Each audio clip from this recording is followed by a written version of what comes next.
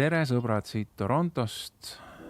Ei mäletagi, millal see viimane Toronto päevik oli, võiks igal juhul öelda, et ammu ei ole näinud, kindlasti ei ole kevadel näinud. Ja meil on siin ilmad vahepeal päris ilusaks läinud, näitab aegalt täitsa sellist suve nägu, aga see vaheldub vähe kehvemate vihmaste ilmadega. Tore on olnud vaadata, kui ilmad ilusaks lähevad, kuidas näiteks Ontario äärsed rannaalad ja sealsed jalutusrajad täituvad inimestega, nii et praegu, kui me peame inimestest nagu eemal hoidma, siis ühel päeval jalutamas käies oli see päris keeruline, sest lihtsalt inimesi on nii palju, et tõenäoliselt me nüüd hakkame alles aru saama selle reaalsusega, et suurlinnades ongi palju inimesi, siiamaani ei ole väga seda nagu näinudki.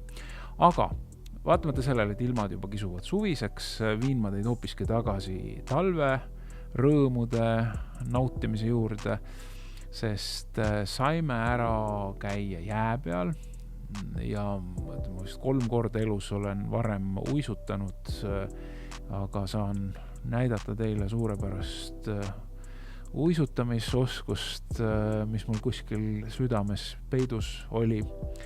Ja saame mängima ka ühte mängu, mida minu teada Eestis üldse ei mängitagi. See on Kanada 2 rahvusmängu või spordiala kokku panemine. Lisaks räägime natukene ülestõusmispühade tegemistest, sest viimase aja vaheldamatult kõige olulisemad või mahukamad sündmused olid seotud sellega. Ja tänase päeviku lõpus räägin ühe haruldase kohtumise loo ka. Ausõna, see ei ole selline karulugu nagu eelmine kord. Tegelikult ka meil oli üks väga haruldane kohtumine ja seotud see loomariigiga on. Kui me Monikaga ühel õhtusel jalutuskäigul olime, siis ta ilmutas ennast. Üks loom, mis väga kergesti ennast muidu niimoodi vaadelda ei lase. Aga õnneks oli mul telefon taskus ja tõendusmaterjal teile ka näidata, et tõesti nägime teda. Aga alustuseks spordialast, mida minu teada Eestis ei tunta.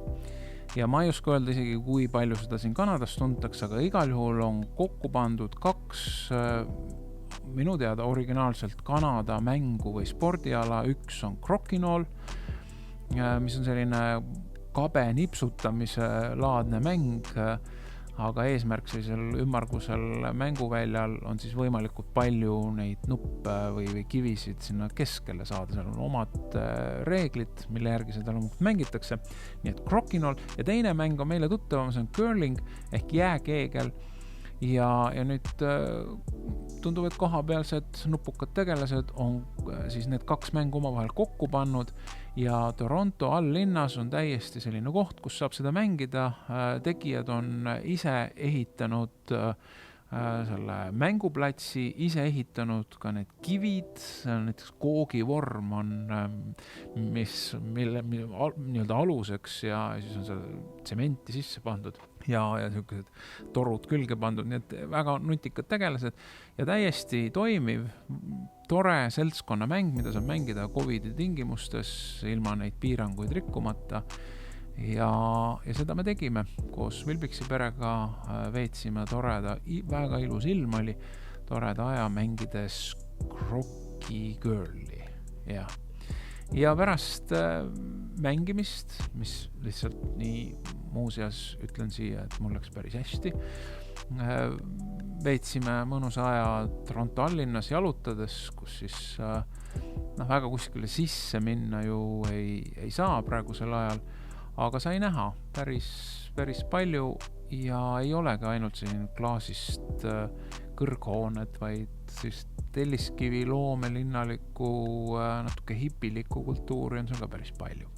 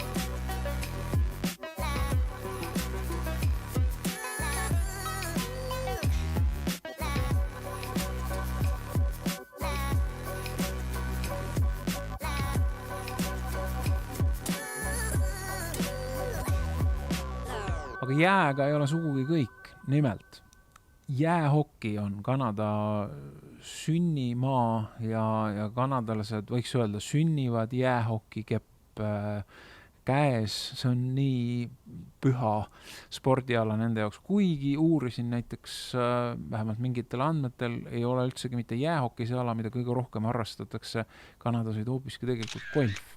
Aga see selleks. Golfist mina veel aru saanud ei ole, jäähokist ma natukene midagi aru saan ja tuli välja, et minust peitub suurepärane jäähokimängija ja iluuisutaja. Nimelt veetsime ühe toreda päeva Simko järvel veel suhteliselt vahetult enne, kui päike selle jää ära sulatas. Hästi tore aeg koos sõpradega ja loomulikult talverõõme nautides Simko, jäähoki ja eestlased.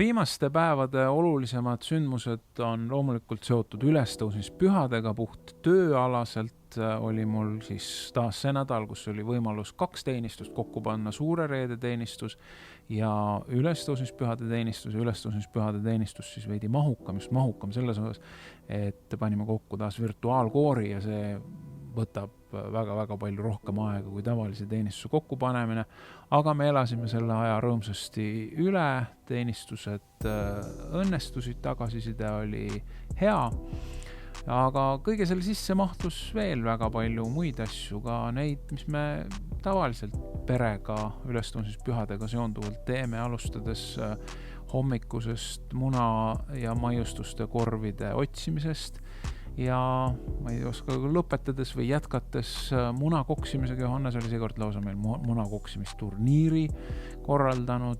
Kui mina väike laps olin, siis ma usun, seda kogemust saavad jagada väga-väga paljud Hiiumaa inimesed, siis tädi Aili tegi meile ülestõusmispühade korve.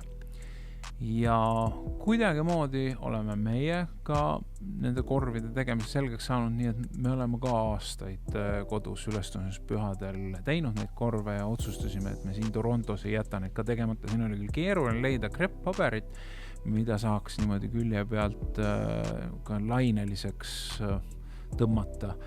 Aga mingid vahendid me leidsime ja valmistasime ka mõned pühade korvid, mida me siis naabritele, ka mõnedele tuttavatele sõpradele ülestõusmispühadel või sellele eelneval päeval siis viisime. See oli ka üks tore tegemine.